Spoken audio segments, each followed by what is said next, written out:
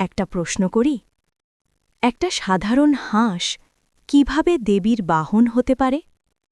সিংহ, ঘোড়া, হাতি থাকতে সরস্বতী দেবীর বাহন কেন একটা হাঁস? আর যদি আমি বলি, এই হাঁসটা তোমাকে শেখায় কোন জিনিস গ্রহণ করতে হবে আর কোনটা ছেড়ে দিতে হবে? এই রহস্য জানলে তুমি সরস্বতী পূজাকে আর কখনো আগের মতো দেখবে না।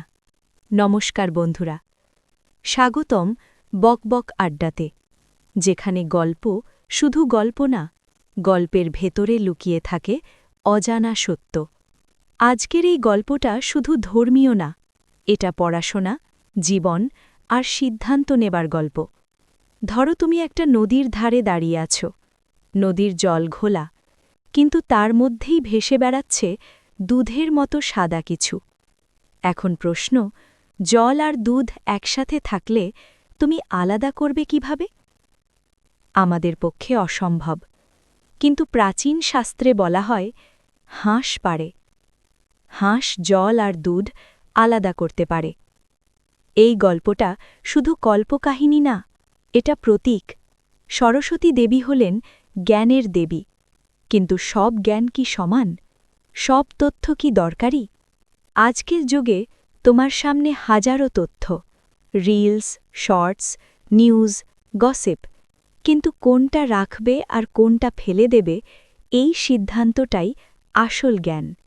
হাঁসের শিক্ষা এখানেই। হাঁস শেখায় ভালোটুকু গ্রহণ করো, খারাপটা ছেড়ে দাও।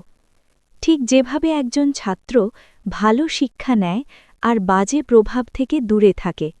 এই কারণেই সরস্বতী দেবীর বাহন সিংহ না, কারণ জ্ঞান শক্তি দেখানোর জন্য না।